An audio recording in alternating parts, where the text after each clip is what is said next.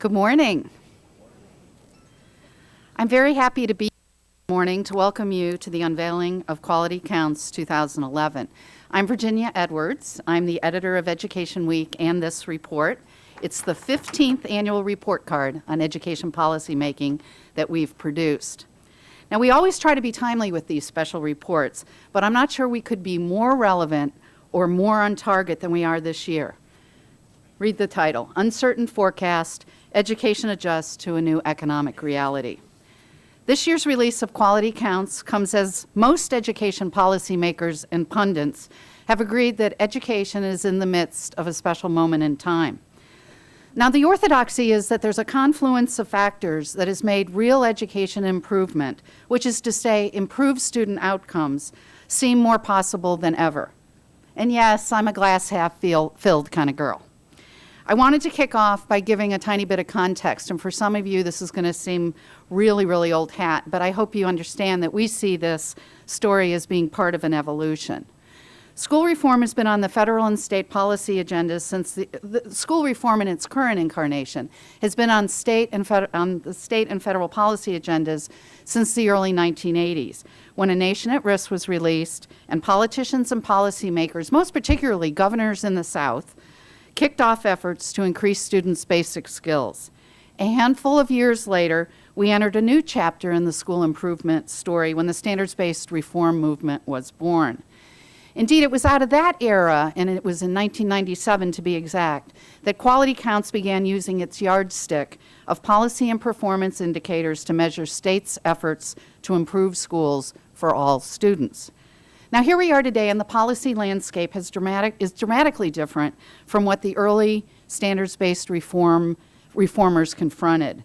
No Child Left Behind in its attempt to codify standards-based school improvement, including accountability levers seen as essential to meaningful change, have been in place for 8 years.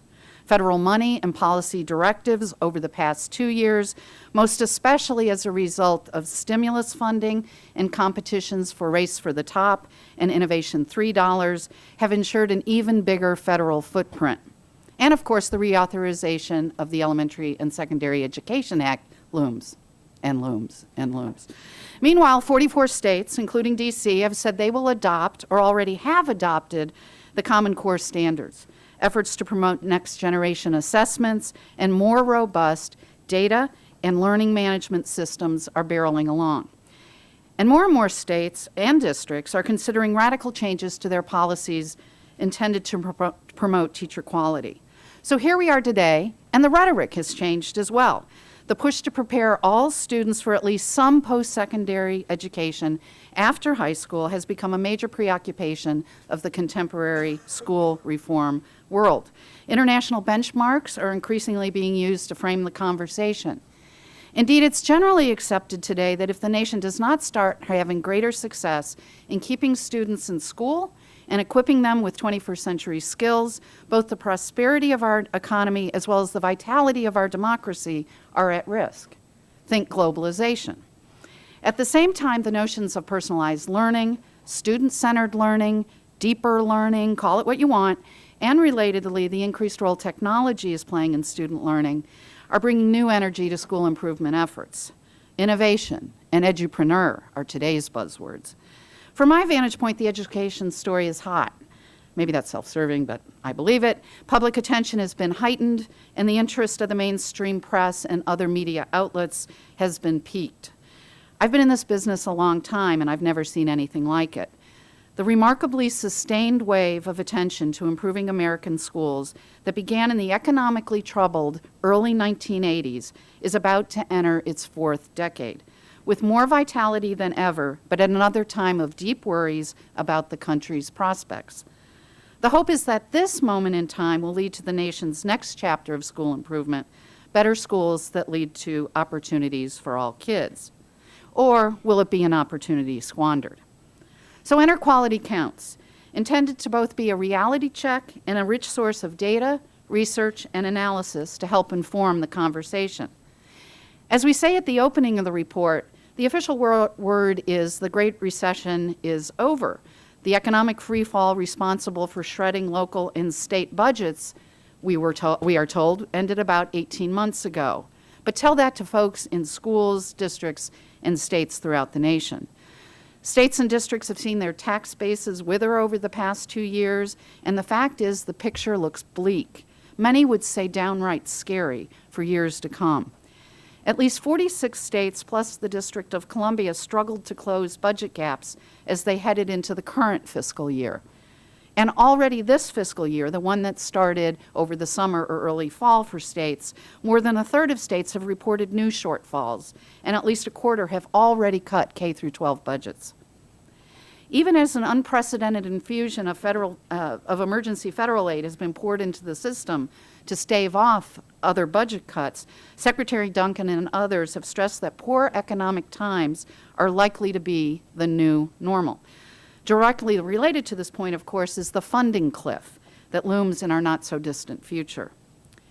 From a policy standpoint, we generally at EdWeek and EPE see the fiscal crisis as cutting two ways, if you think of it as a spectrum. At one end of the spectrum is the likelihood that states and districts will completely short-circuit school improvement efforts as they struggle with new math.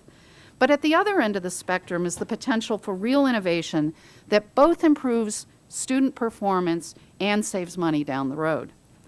The challenge for policymakers and practitioners over the next several years will be to make choices and address the urgent budget concerns facing schools while meeting long-term academic and financial priorities.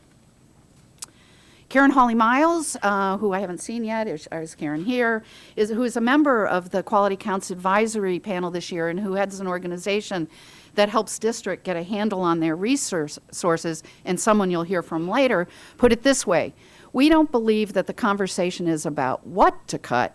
The conversation needs to be, what is it we want to do? And then how do we organize resources to do that in the best way? So, as with previous years, this year's Quality Counts is a joint project of the Education Week Newsroom and the EPE Research Center. For those who don't know, I'm just going to repeat, EPE stands for Editorial Projects in Education. We're a nonprofit organization that publishes EdWeek and a bunch of other online and print periodicals, publications, and resources. So in brief, the research and accompanying articles in the report probe the impact of the recession on the nation's schools in policy, personnel, and programs. Importantly, the report also outlines the challenges and opportunity for innovation in store for state and local officials as they move forward. Among the highlights from the Research Center's 50-state inquiry is this one. And I don't want to steal any thunder from my colleagues, but just to whet your appetite. Generally speaking, states have launched very few education policy large-scale education policy changes as a result of the economic crisis. But that said, many did initiate modest policy changes to give local districts a greater degree of flexibility to meet the economic challenges. 21 states, for instance, loosened the reins on the eligible uses of education aid previously reserved for specific programs or specific populations of students. In 10 states, meanwhile, provisions allowed for greater flexibility in the length of the school year, week, or day. Now, as in previous years, Quality Counts provides fresh results for crucial other policy and performance measures that make up our annual State of the States report card. And my colleagues will also fill you in on what we found for both the special theme as well as the indicators that we regularly track. So now I'd like to do my only other job, which is to introduce some folks in the audience and give you a little bit of a roadmap of what's going to happen. And also extend a word of thanks. First of all, Chris Swanson and Amy Hightower, who you will see right away, pretty much. Chris is the director of the EPE Research Center and the project director. Chris is the vice president for research and development at EPE. Amy Hightower is the director of the EPE Research Center and the project director for this year's Quality Counts. And they both deserve an extraordinary amount of credit for getting this report to the finish line. In the audience, there's some other wonderful colleagues. I hope I don't miss any. From the Research Center, our project manager, Sterling Lloyd, who I saw, and associates Tim Harwood and Casey Sellers. I think they're both here. From the Ed Week newsroom are Greg Chronister, the executive editor of both the report and the weekly newspaper, and Mark Baumster, who as project editor oversaw the journalism in this year's report. And I'm sorry, Mark, that you don't have a printed name tag. That's really wrong for a person who worked as hard as you did on this report.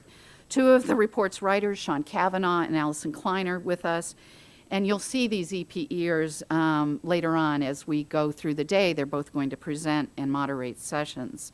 So as you see from the program, and I'm not going to go through who else you will see, but you'll see we have a terrific lineup of folks who will provide their perspectives on the issue. But next up is, and I'm not sure exactly what the status of the program is, Gina Burkhardt, who is not George Miller, I'm sorry to say. Gina was gracious enough to join us when we found out yesterday that Congressman Miller would not be able to be here after all.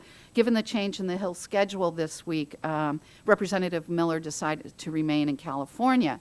Instead, playing no second fiddle, Gina will help us frame today's discussion. Gina is Executive Vice President at AIR.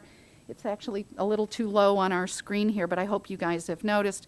AAR, the American Institute for Research, has provided support to make this event possible. Gina is also a member of the Editorial Projects and Education Board, which means Gina's my boss, so you'll want to keep that in mind. So thanks to you all for coming. We recognize it is a big deal that you take time out of your busy schedules to be here, and I'd like to welcome the people who are viewing us via live streaming. We hope you can be with us throughout the event. Thank you very much.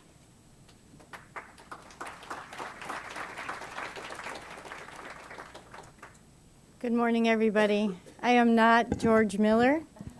I won't even pretend to be as smart or to have as many political insights as he has. And I also think he's a lot cuter than I am.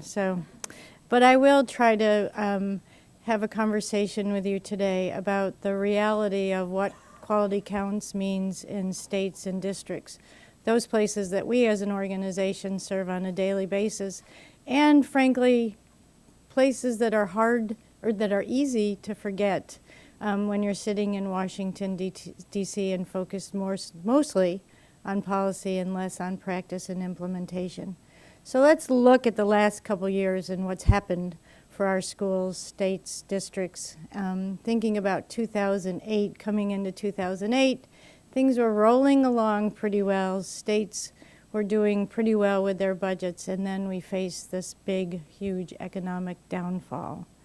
And in response to that, we have an administration who has put over $100 billion in education with the hope and the belief, and the good news is, and the belief, that education really is the undergirding foundation of spurring an economic growth, and that if we take care of our children and the education of all of our children, we'll see this country become great again, especially in the economic avenues that we look to. That $100 billion went in most states and districts. For those of you who work in states and districts, you know this, to cover a lot of the losses. And there was a lot of scurrying around and conversations about the fact that these dollars weren't necessarily charged as backfill. And so the administration stepped in and said, let's try to spur innovation with these dollars rather than trying to save the status quo and to just backfill where there were expenses that needed to be paid. And so the administration, the Department of Education, came out with two really important programs, Race to the Top, that states across the country prepared for and applied for, and then the I3, the innovation grants. The good news was, in preparation for the Race to the Top funding, lots of states did lots of soul searching and really did look to change some of the policies and practices in their states, especially related to teacher quality, teacher evaluation, turning around low-performing schools, adopting common standards and assessments to move forward. The somewhat bad news about this is that not all states got the funding. And so what's happening right now in 2010 and going into 2011 is that many of these states, as Ginny said, still don't have the economic support that they need to move forward, and are really facing the implementation of policies and practices that they're not right now particularly well prepared to implement on their own. So the dilemma for our states and districts is, yes, quality counts. Yes, serving all of our children is really important. Yes, they're now operating under new policies. And guess what? The funding for all of the states is not there. And the economic downturn, even though people have said it's turning around, is still quite visible in our districts. You can look at the districts across the country, especially those serving our neediest kids, still really struggling to find dollars to sustain their core of quality teachers, to sustain the services that they need to deliver to their children. So as we go forward, there's lots of conversation around how do you get to quality that counts for our kids. And the conversation for the last year and a half has centered around innovation. Frankly, innovation is a word that doesn't really trickle down into many of our highest need schools and districts. When they're struggling just for the bare necessities, innovation looks like pressure, right? You need to be innovative. We need to get kids to school every day, right? So the innovation word really, again, feels a little bit more like pressure and not like something that they can attain in the short term.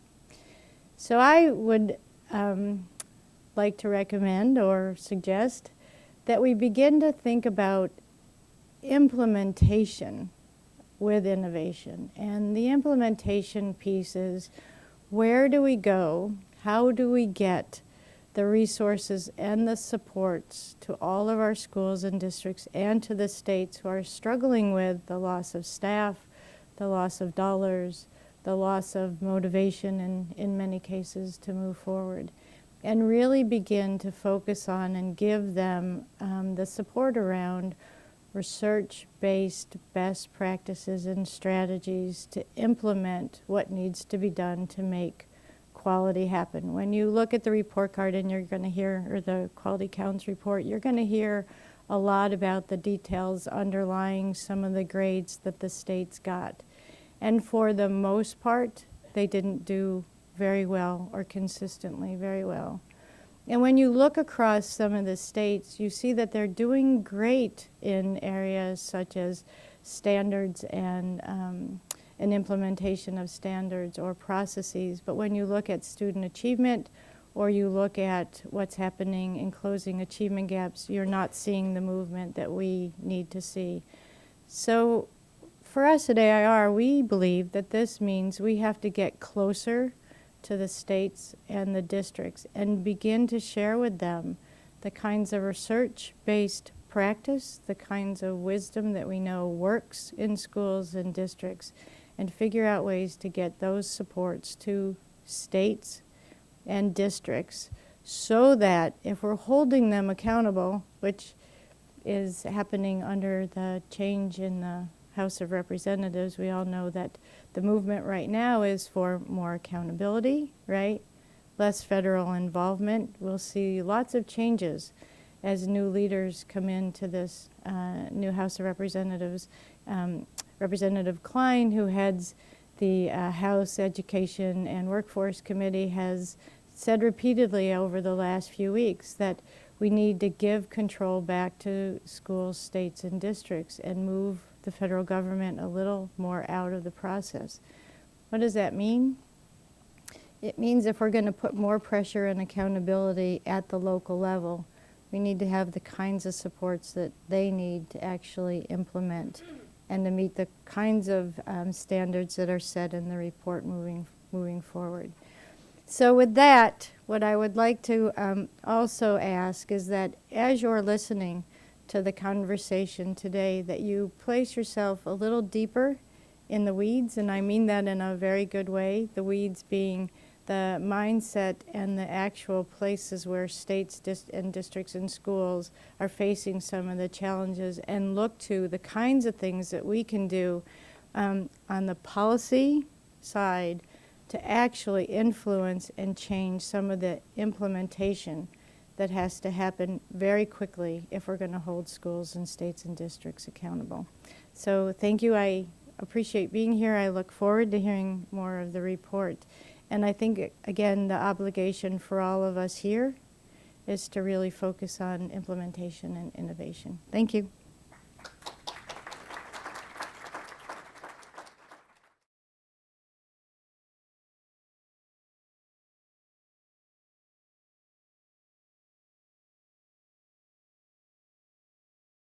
For states and for policymakers.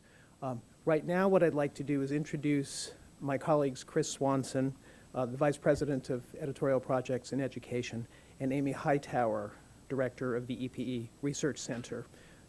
Together, what they will do is outline some of the highlights of the specialized research and finding that we do every year into education policy and achievement nationwide, in addition to some of the specialized research that dovetailed with this year's special theme.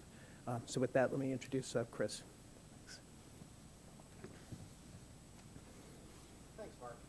And thank you, everybody, for coming. I know this is Washington, D.C., and sometimes even the threat of a dusting of snow can keep people away, but I'm glad to see we're a hearty bunch here today.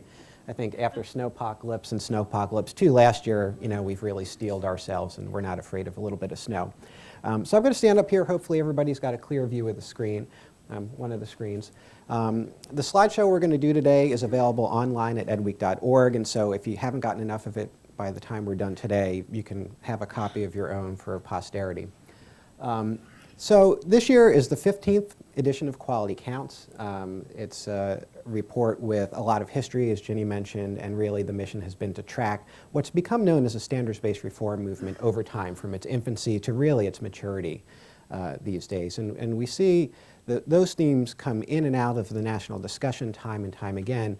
And I think right now we're at a very interesting place. We have the worst economic situation in generations. We have a continuing educational environment that puts a high emphasis on high quality, high standards, and accountability. And I think one of the themes or catchphrases we hear a lot is school systems are going to be required to do much more with much less. And I think that's very germane to the topic of this year's report. There's a lot of really great journalism in the report. We're lucky to have a lot of our colleagues from Education Week here in the room, including Mark, who's the project editor this year, and several of the lead writers for the report, so you can buttonhole them afterwards. But I'll just mention a couple of the key themes, and again, please do take a look at the whole report. Again, we're looking this year at the financial crisis as the big theme, and I think one of the issues that we have heard a lot is this is a financial downturn that has been very uneven. There's some parts of the country, while not untouched, have come through relatively unscathed in some ways. It has a lot to do with the regional economy and what the economic base in particular areas is. Some states, some areas have been very hard hit, and we can think of where they are, Nevada, Florida, places where the labor market or the housing market were especially vulnerable. There's this idea of search for savings, this doing more for less. Especially in a couple of the articles, we really get into a lot of detail about strategies with kind of big picture costs and expenses in education like personnel, as well as operations, busing, capital expenses. And I think it's a very interesting opportunity to think about the ways in which technology can be used both to deliver quality education and to reduce costs. So it's an efficient way to raise standards and deliver better education. So I think technology solutions are getting a fresh look as a result of the crisis, and that could be a good thing in the long term, certainly. There's been a lot of movement on the policy agenda. Gina mentioned some of the ways in which the federal agenda, Race to the Top, I3, programs tied to the stimulus have really come in and have set the stage in a lot of ways for what's been going on at the state and local level. In a lot of cases, it's important to mention that some of what we're seeing at the national level has been work that the states have been doing for years. So I think it's really coming to fruition and accelerating what was already underway on the ground. And like everybody else, we're going to try to look ahead as best we can. And we don't have a crystal ball, but we are very concerned, like everyone in education is, about what is still yet to come. So most of what we're actually going to talk about in this session is the research highlights from Quality Counts. And there's a little piece of context I just like to share. And these are things that we've seen, but I think to say that it's been a bumpy ride economically in the last few years would be a huge understatement. This is like one of those big roller coasters that you see at the amusement parks. And the Dow is probably as good an example as any in exactly what this has looked like. You know, late 2007, the Dow hit an all-time high. It was above 14,000. Things were going great. Housing market was terrific. About 18 months later, the market had lost half its value. We were in the middle of a big crisis. And then you can see that we've come back to where we were maybe 5 or 6 years ago. We're certainly not back to the peak. Things have stabilized. But this is not back to the old normal quite yet. And then we see the opposite trend in terms of the economic situation. The jobs report that was just out the other day, unemployment rate is back down to a little bit below 9.5%. That's almost twice what it was about 5 years ago. So while that's good news compared to the peak we saw a little while ago at just a little above 10%, again, it's not back to normal yet. And of course, when you read those jobs reports closely, there's always a little asterisk and there's some small print. And what we continue to see is that while the unemployment rate may be coming down, the hiring is still not picking up pace quickly enough to keep pace with even population growth at this point. So with that little piece of context, there's 3 main pieces of research that you'll find in this year's report. The first is some original analysis of stimulus data we did. We can't resist taking a cut at these data ourselves, and I'll talk a little bit more about that in a moment. In addition to our annual State of the State survey, which is the basis of a lot of the letter grades we issue to the states and the nation, we also did some special survey supplements related to both state financial policy and the experience with the states as a result of the recession. And we'll touch on some of those results as well. As somebody who kind of works and lives and breathes education, it's good when education features into the national dialogue. And I think that was very much the case over the past couple of years, as we've already heard. When it came both to thinking about the nature of the economic and financial crisis and what it was going to take to get out of that, and more specifically in terms of the importance of the stimulus and exactly what it was aiming to do.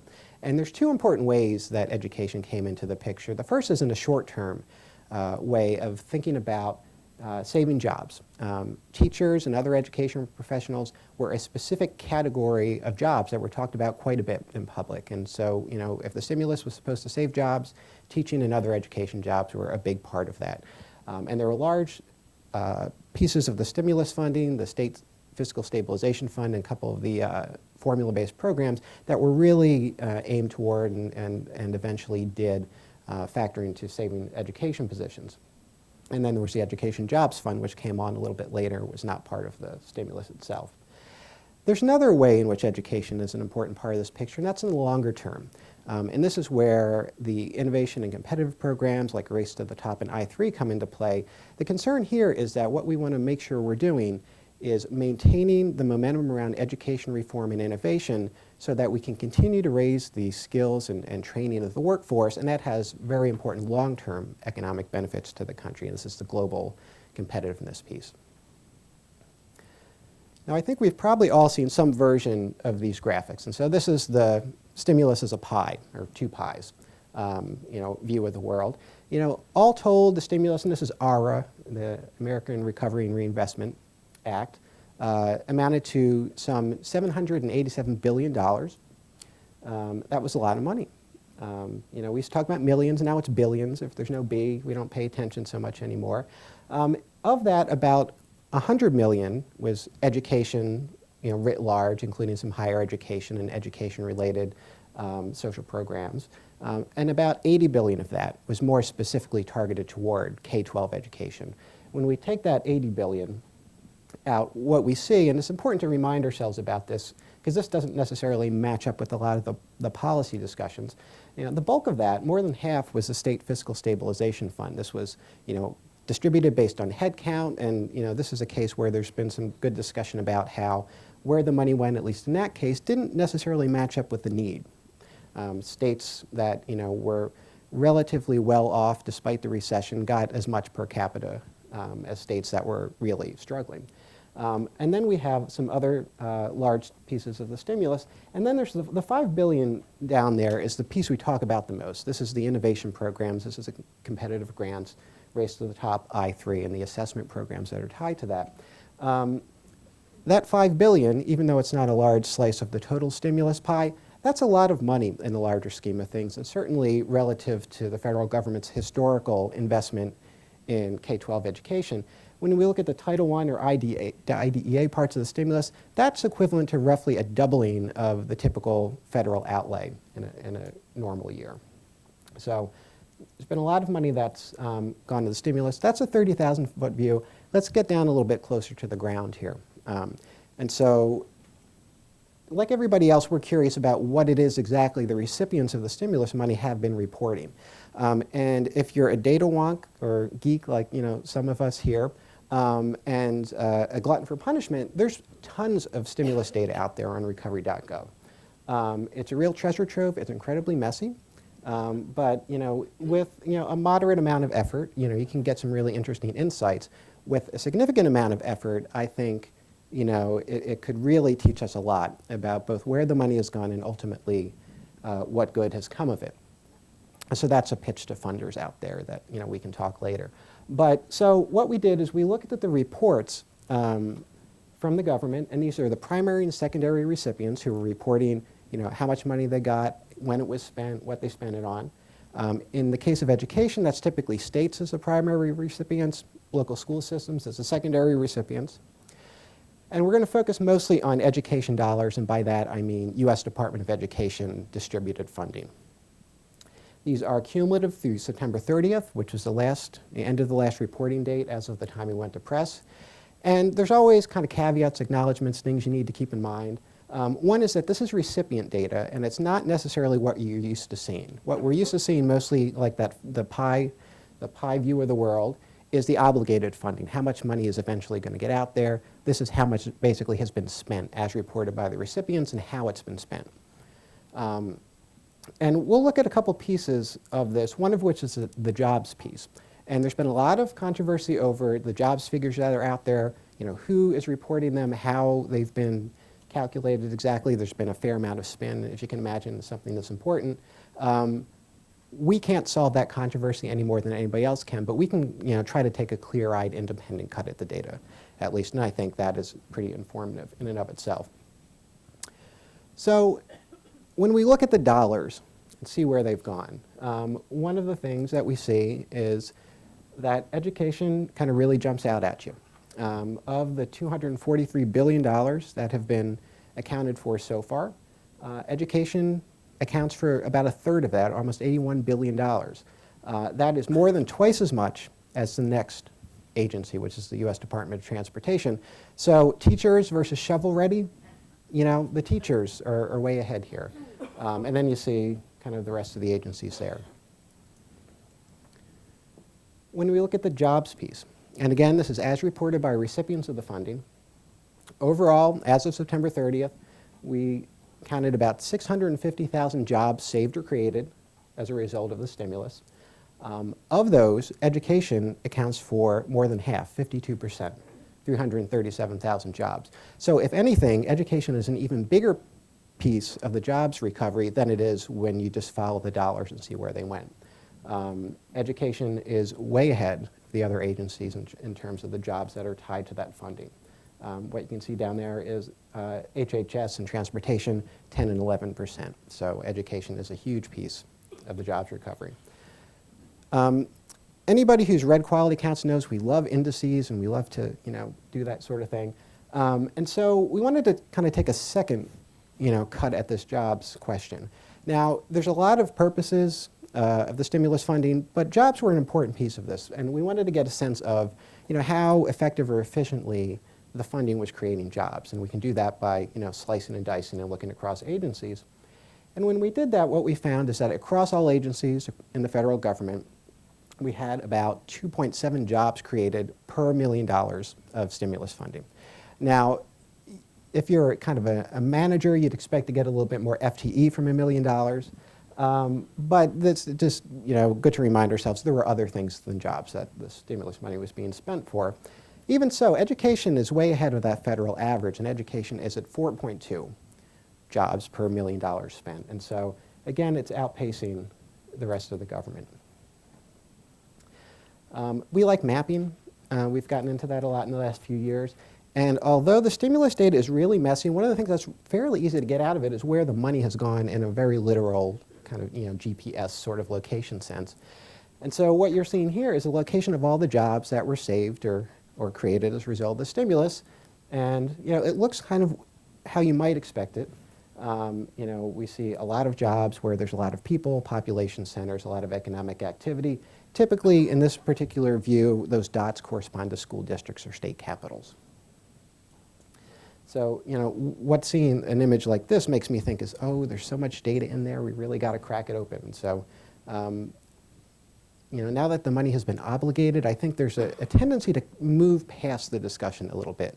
But, I'll just make a kind of pitch that as a field, we need to kind of keep on top of the stimulus and keep it in front of the public eye, because there's a lot of money out there, and we have very little idea at this point where it's really gone or what it's being used for. And there is information out there to do that, but it's not going to be easy work, unfortunately. It's important, though. So onto the second piece of how the economic situation has impacted the states, more from a policy and financial perspective. We did a special survey this year. We asked states questions about their funding formulas and other policy changes that happened as a result of the recession. And as Ginny alluded to, we found relatively little evidence of really big dramatic changes. And that was surprising on one level because this has been, quite a past couple years. State funding formulas have not changed dramatically for the most part, and kind of financial and fiscal structures, again, in general, have not changed a lot. There's reasons for that, one of which is that these are structures that are meant to be durable and, not meant to fluctuate a lot over time. And even in the light of a really big shock like the Great Recession, they're kind of holding fairly steady. A lot of states also have explicit policy on the books to protect K12 funding. So that's another piece of it. There's other things like, it could be kind of timing and budget cycles, and it could be kind of the recession's effects have a little bit of a lag going on. When we look at state policies, and again, we ask those, and these are state education agencies, and so that's the perspective they're coming from. All in all, about 35 states, including the District of Columbia, made some kind of cut to education programs, and that's a stat from the Center for Budget and Policy Priorities. We found very similar overall patterns in our survey results, which I'll get to here. Budgets have definitely been hard hit. Many states, though, have protections. Few states have waived them. Only 3 of the 19 states that protect K-12 funding have waived those protections since the start of the recession. An important point to mention here, we spend a lot of time, I think, thinking and talking about the experience at the local level, which is very important. It's also important to mention that the state education agencies have been also really hard hit by this. 47 states, including the district, have reduced education staff or changed hiring or compensation policies. And so the doing more with less, over the years, state education agencies have had a lot more on their plates than they used to, and they're having to do that work with a lot less capacity. And so I think that's important to acknowledge that.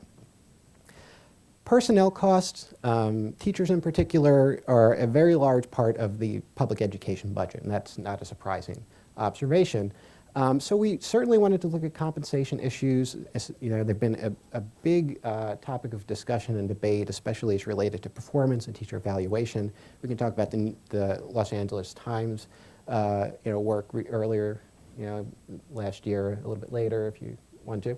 But it's very hard to find systematic national data on things like layoffs and furloughs. We tried, and what we found out is that most states don't actually maintain those records in a systematic way. That's the responsibility of the local school systems. But when we did take the state level picture, we found that 17 states have changed policy that allows local school systems or mandates them to make personnel cuts. And so there have been some actions at the state level. Again, it's often the final decisions made at a more local level. Compensation and benefits, it's a little bit of a similar picture. 22 states took some sort of action related to pension through policymaking. Only a handful of states directly tackled teacher salary, schedules, or health insurance. Those are major costs, obviously, all three of these categories. I think, one of the real stories here is those dotted lines you're seeing there. And what that's telling us, with the exception of pensions, because most states, all states, have some sort of general public employee pension system that teachers are often a part of, the majority of states do not have direct authority over some of the key decisions related to teacher salaries or the details of health insurance benefits. Given that those are major costs that have been rising and that are expected to continue rising, there's an overhang related to those. What this tells us is that it may be hard for the state as an entity that has responsibility over important budget decisions to really kind of have a tight rein on some of these issues because it's outside of their purview in some ways. Again, similar picture when we looked at policies related to teacher hiring and firing, dismissal. Not a whole lot of states have explicit policies that kind of determine how this is done. For example, 12 states kind of say one way or another whether seniority can factor into teacher layoff decisions. Only one of those states changed their policy in the last couple of years as a result of the recession. Although 15 states did make changes in teacher tenure policies because of economic or other reasons. So there's been some movement here, but again, not kind of dramatic across the board changes in policy. What we did find, which is a little bit more common strategy, is states took actions that granted additional flexibility or latitude in how local school systems use certain types of funding or made decisions that had impacts on their expenses. 29 states in all did something like that in one way or another. 21 states, for example, loosened the terms of under which certain categories of funding were using. For example, something that was a program devoted to a particular program or a particular group of students, those dollars could be spent in different ways in some cases. Some states allowed more latitude over class size, over the length of the school day, school week, school year. Furlough Fridays, 4-day school weeks have gotten a fair amount of discussion. So a fair amount of activity here, but again, it speaks to the important role of the districts in making a lot of those ultimate decisions. So, as I was typing up these slides, I had subterranean homesick blues going through my head, which way's, the wind blowing and all that. And I think we're all asking that question, and, and we're getting cross currents, right? The wind's blowing in different directions depending on what day it is and a number of other factors. There are signs of recovery, right? In some ways, it's slow, it's halting, we're not back to where we want to be quite yet. It's been very uneven, as we know. Certainly everybody is not back to normal, right? We talk about the new normal and what that's going to be. Well, right now financial markets are doing great, corporate profits are up, but nobody's hiring, right? That's, all those asterisks in small print in the jobs reports. So a mixed picture, especially when we're looking at employment. So far, and there'll be a lot of qualifications in this next bit here. So far, education has definitely been hit. That's, we're certainly not saying that there haven't been hard times and there haven't been challenges. And, education professionals have really been kind of stepping up and having to work under difficult circumstances in a lot of cases. For those who were predicting that the bottom was going to fall out, that, stuff, kind of our work was going to grind to a halt, education has kind of moved along. I think it's, there are even positive signs of what the long-term opportunities of the economic situation and more creative and deliberate thinking about fundamental educational reform can mean in the longer term.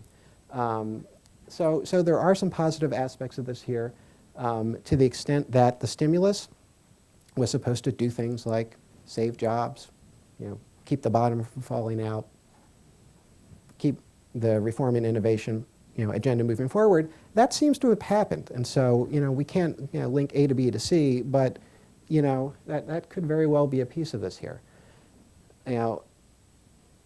What we're thinking though is, a lot of people are worried that the other shoe is yet to drop. Right? This is the funding cliff we talk about, and if you see our great graphic there on the cover, there was a lot of discussion about whether literally there should be a cliff on the graphic.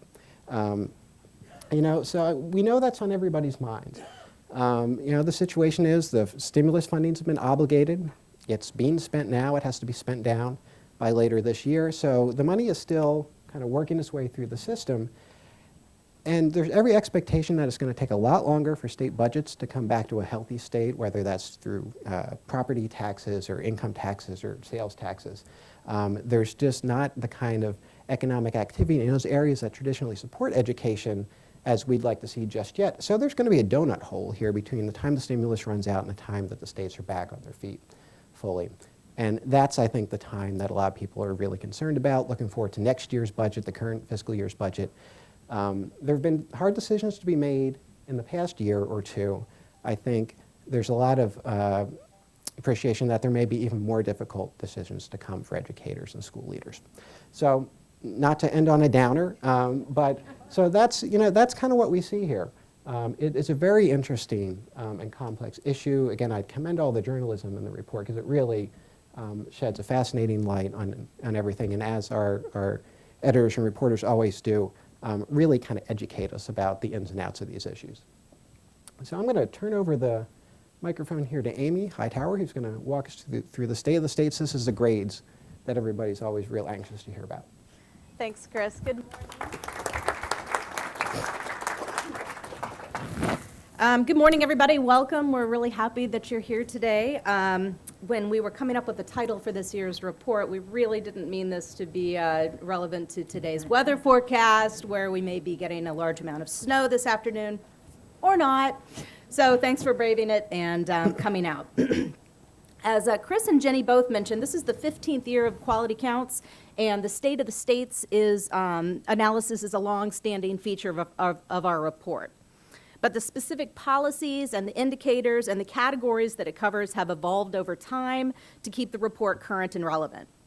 Today, the full State of the States framework includes 6 different policy and areas of policymaking and performance. 2 years ago, we started running our policy surveys on a rotating basis and updating those sections every other year.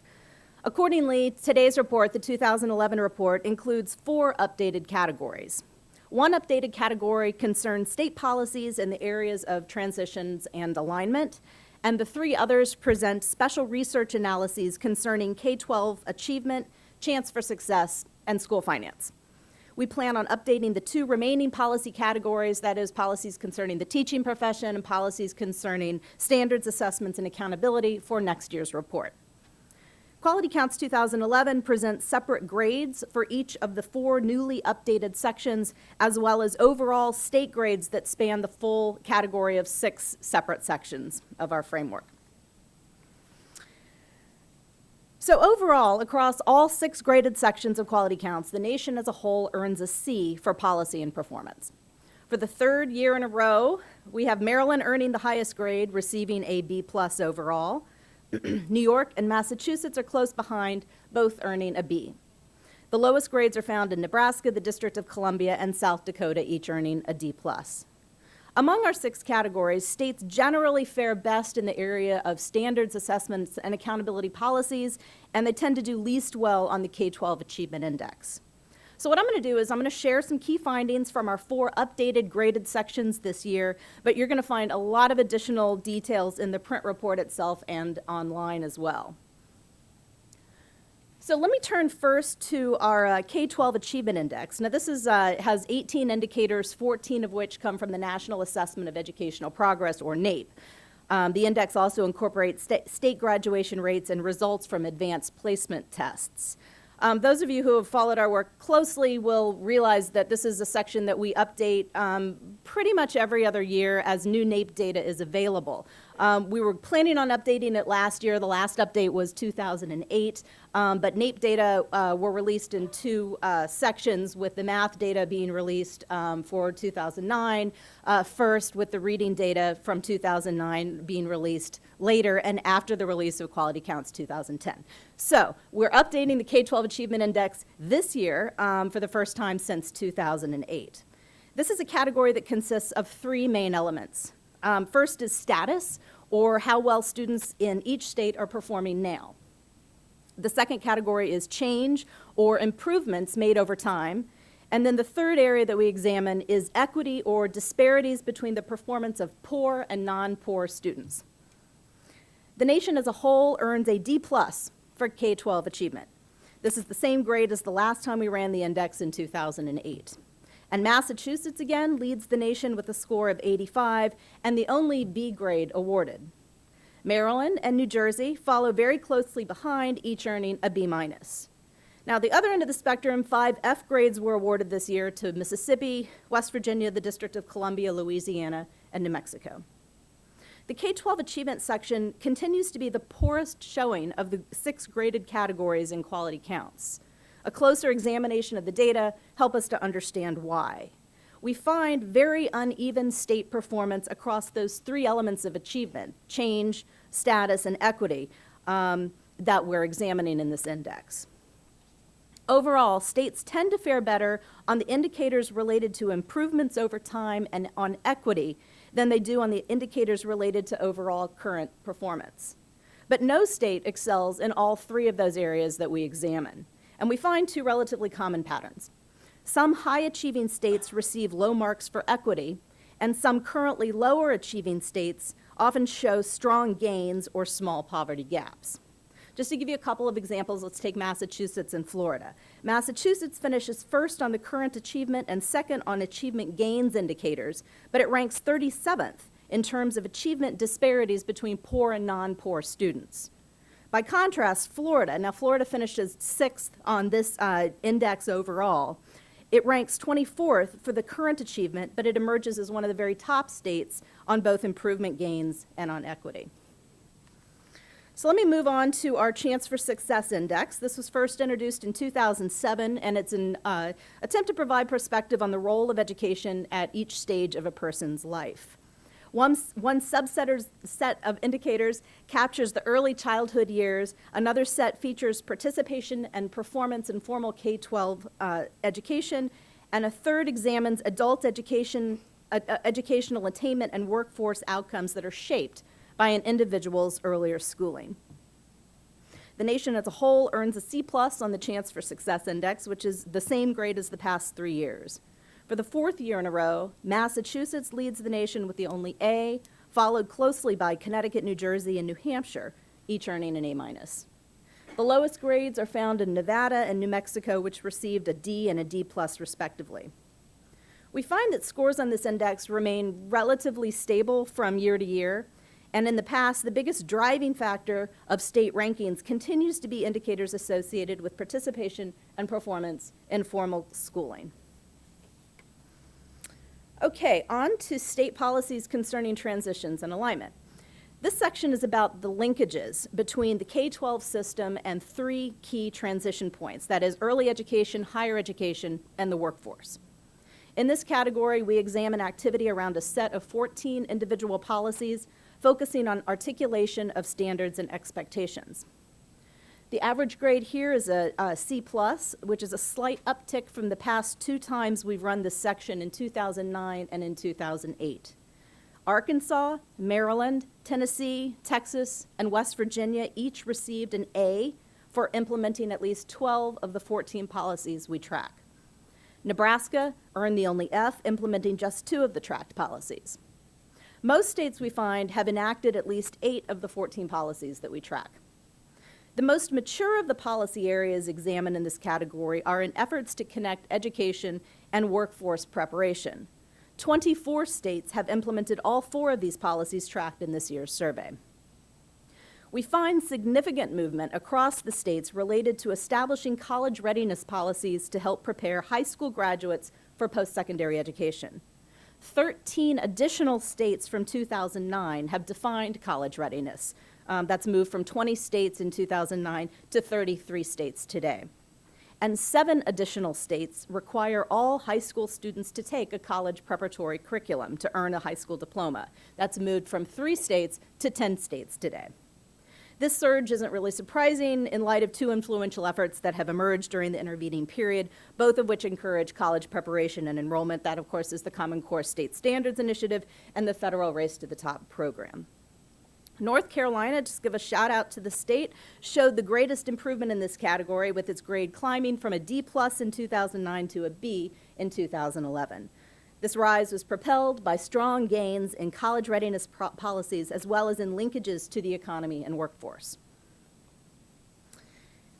And last but not least, our school finance category looks at both education spending patterns and equity measures, or the way that school dollars are distributed across districts within a state. The average grade for school finance is a C. For the third row, Wyoming ranks at the top, earning the only A-. Idaho ranks last, earning a D-, with 4 other states earning a D. Few states rank at the top or the bottom of the nation for both of those aspects of finance that we examine, that is spending and equity. States tend to fare relatively better on the equity measures than on the spending indicators. Broadly speaking, our equity indicators continue to show wide disparities across districts in many states. And our spending analysis continues to show a rising trend in per pupil expenditures through 2008, which is the most recent year of national data. And with that, it should be noted that because our data are drawn from 2008, the impacts of the recent economic downturn are not going to be reflected in this year's results. So we'll be anxious to see how the economic recession, coupled with the federal stimulus program money, has affected school finance patterns in subsequent years. So those are the highlights of Quality Counts 2011. In closing, let me just point you to a few extra resources that you'll find online, starting with the report itself at www.edweek.org/go/QC11. And right there is the main launching site for all features concerning Quality Counts 2011. Just to single out 3, we have the state highlights reports with key state-specific information from the report in both summative and section-by-section grades and rankings. You can find those there online. Also online is Education Counts, which is our online state database with 15 years of indicators, including all of the indicators that you see in this year's report and more. And finally, you'll find a link to register for tomorrow's web chat. It's Wednesday, January 12th, with 2 guests scheduled. We've got Don Boyd, who's a senior fellow at the Rockefeller Institute, and Noel Ellerson, who is assistant director at the American Association of School Administrators. So thanks again for coming, and with that, I'm going to turn over the podium to Mark Baumster, who is the Executive Project Editor for Quality Counts 2011, and we can turn to questions and answers now.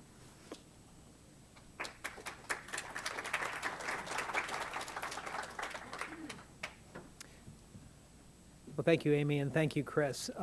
What we would like to do right now is just open the floor to questions, particularly, and these can have to do with the special theme that we're focused on this year, also very specifically on any of the research here in the report. You've got a wealth of data here and some very state-specific themes. So if we have any questions, please let us know and direct to Amy and to Chris. Yes.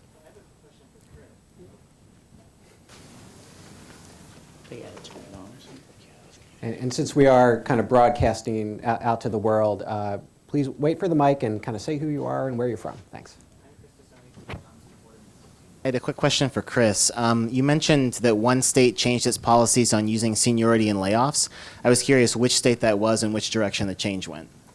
I don't recall who that was. We actually have thousands of data points, and so while when you look in the report, you can see it exactly. I don't recall at the top of my head, but Amy may know. So. That would be Arizona. And they added requirements or took them away? They added, right, a requirement that forbid the use of seniority in termination decisions.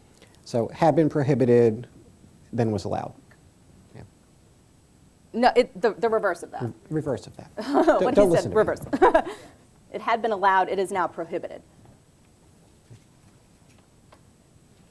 Do we have other questions here from the floor? One of the there was we were just chatting just briefly here. There was an interesting question having to do with the relationship between the equity scores of the states and college readiness and college access. They don't necessarily track with each other. Gina and I were just talking briefly and kind of mentioned the fact that West Virginia in particular may score particularly high in the readiness area, although if you take a look at the college attendance rates, those don't necessarily track. Any relationship in that area? Yeah, that's a version of a question we get a lot, actually, and it's some version of how does policymaking at the state level relate to a variety of outcomes, whether it's test scores or college going or other types of performance. Yeah, and the answer is a little unsatisfying because it depends a lot, and it's very different from place to place, and there's a couple of reasons for that. As a researcher, you like to try to make nice, tidy connections, but when you're dealing with 50 states in very complex environments with lots of things going on, it's often hard to make those really precise determinations. One of the reasons for that, though, is the overall kind of relationship we see between performance and policy. Sometimes it goes in one direction, policy can lead performance. Sometimes it goes in the other direction, where it's a performance situation or achievement situation that leads to policy making. And if we think back actually more to the roots of quality counts in the mid to late 90s, a great example is the leadership we really saw coming out of the Southern governors in a lot of cases. These are the region of the country and states that had historically very low performance by national standards, once we were finally able to measure that nationally with NAEP. And these are states that really look to take an active role in setting an agenda for education and making that happen through state policy. And so that at least is a situation where you have kind of lagging performance really driving policy. In some cases, you've seen some pretty substantial gains in things like test scores or college attendance. In some cases, you haven't. And so there's a lot that goes on between making policy and making the effects happen. And I think that's one of the important reasons that we like to encourage people to really dig into the report. The thing that tends to get latched on to the most is the overall grade, and then states will be interested in how their own state ranks. But I think looking across the nation and kind of really getting into detail, I think teaches us a lot more than just knowing if you got an A or a B or a C. And there are some pretty good examples of states out there over the long term who've been invested and really persisted with leadership on the policy level that have shown improvements over time. And again, we used Florida as an example before, but I'll use it again. If you think back to the early 90s, Florida was a fairly low-ranking state when you looked at test scores. It was down toward the bottom of the pack. You fast forward to 2009 when we have our latest data, it's right in the middle. It's about average on most of our achievement measures. But what we've seen is it has really catapulted itself forward compared to the rest of the nation. Going from kind of a low ranking to a middling ranking is actually a big accomplishment when you think about how slowly things like average proficiency changes. Florida's also a state that has been very active and aggressive and persistent when it comes to standards assessment and particularly accountability policies. And so I think that's a great example of both kind of how these things can sometimes come together, and the need to be patient and to keep a continuous eye on these issues. We like to talk a lot about the drumbeat. Quality counts has been coming out every January, since time immemorial, it seems. But it's important, I think, to remind people kind of where we are as a nation and to give the states and educators around the country a chance to kind of look up from their own experiences and look around the country to see what's going on. Because I think even at the state level, it's often hard to know what's going on in Maryland or Virginia and kind of, all the way across the country. And hopefully Quality Counts provides a resource for doing that. Yes, right here.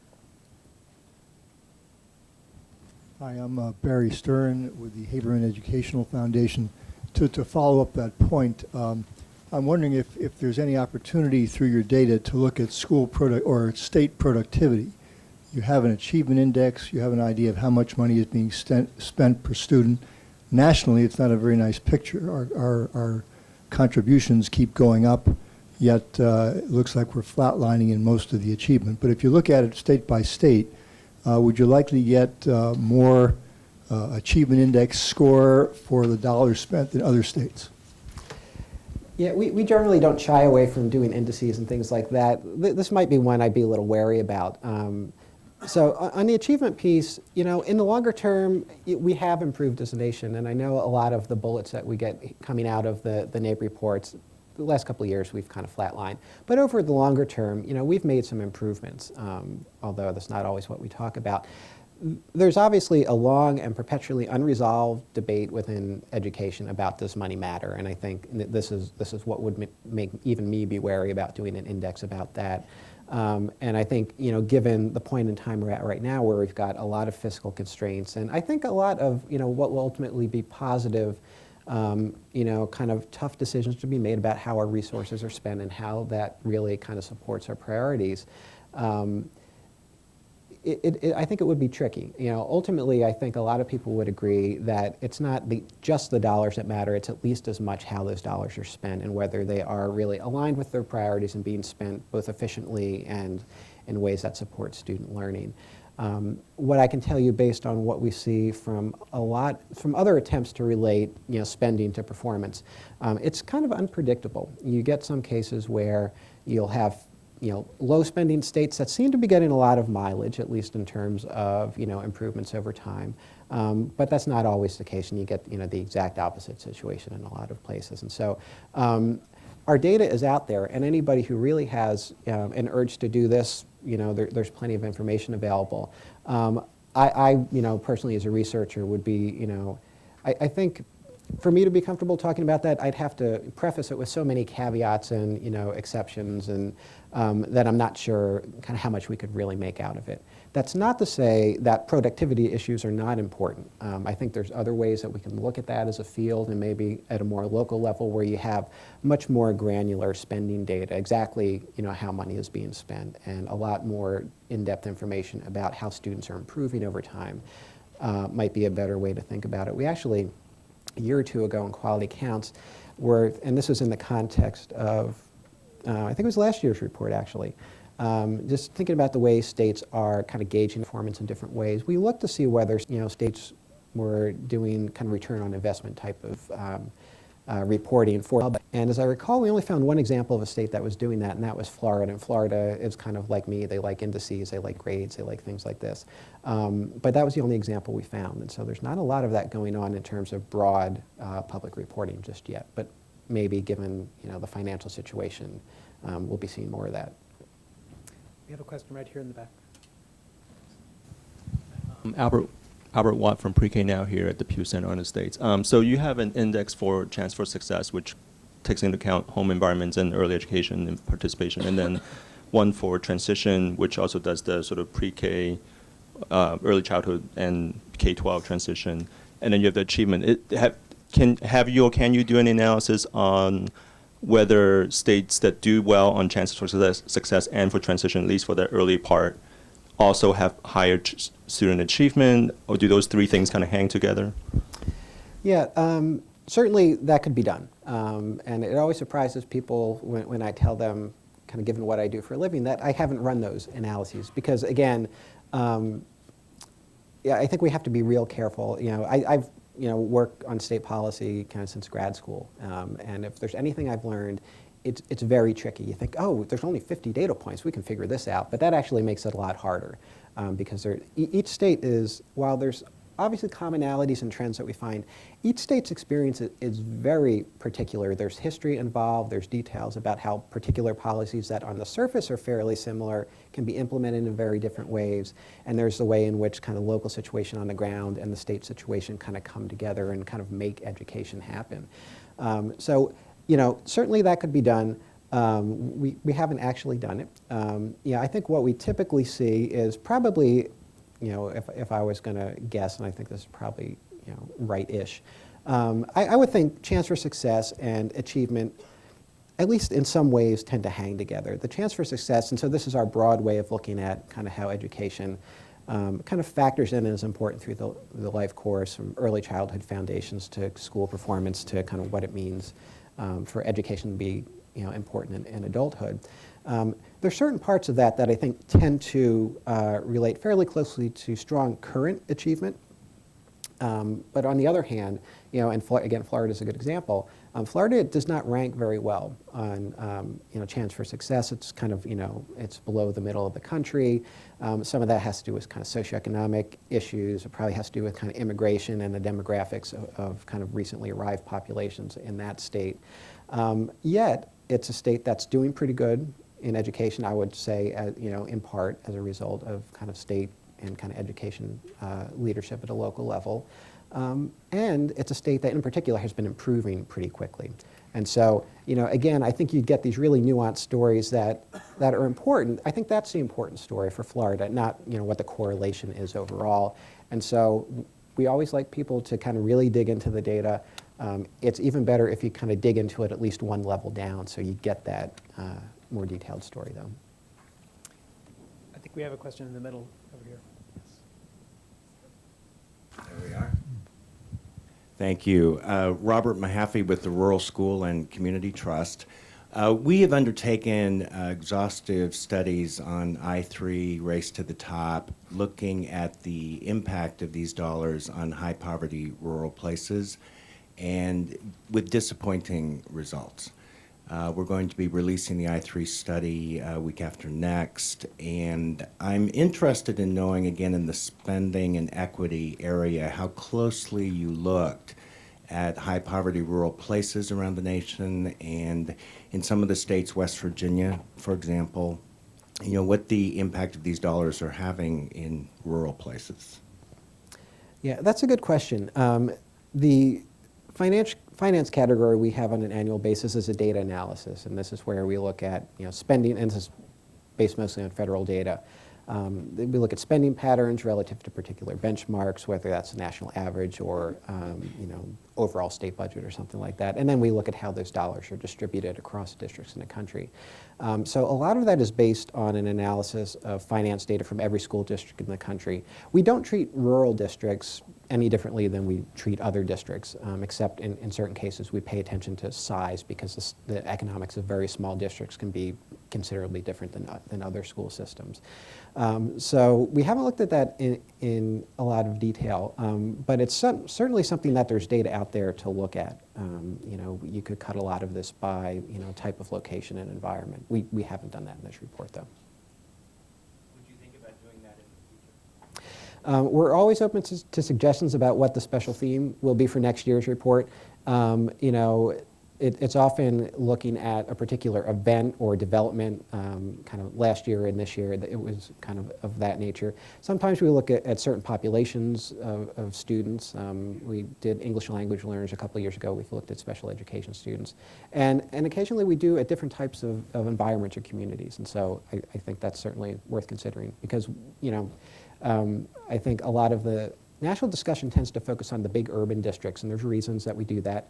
But there's a lot of people who are served in rural communities, and I think it's a good suggestion. Hey, we have a question right in the middle back here. Tom Parrish, AIR. This is a little more of a comment, actually, than a question, but the gentleman raised the question about productivity, and I can see why you enter into that with some trepidation, because it is a tough area. On the other hand, I would propose that it's an area we really can't ignore, because especially in this fiscal climate, but I think in any industry, if we don't sort of think about what does it mean when New York spends twice what California is spending. California, 1/3 of elementary children don't speak English at home. What's the implication of that for sort of the technologies we use and how we use our money? So, I mean, there's some very important questions to move our industry along around the whole notion of productivity that, it's probably an area that we're going to just have to venture into. And I don't know that we need to get completely stuck into the question of whether money matters as much as how do we use money and how do we use it well, and what is it really. We're not nearly as introspective, I think, as we need to be about this. And so I think we just have to kind of venture forth. We have actually issued a very exploratory report. We issued it at the Education Writers Association meeting. It's available. I can share it. It's very exploratory. We don't claim to answer anything, but we simply propose that it's an important area that people need to look at. We've looked at the states a little differently, using some adjustments that could be of interest to people, so I'd be happy to share that if people are interested. I think that's a great point. You're going to be hearing from Tom a little bit later, so there'll hopefully be a little bit more of that kind of insight. I think this is exactly right, and when we start talking about education in terms of productivity and industry and the way we might talk about, another type of industry, some people get a little uncomfortable and you can, kind of see some bristling. But I would agree that those discussions are important, kind of given where we are in terms of the economic environment.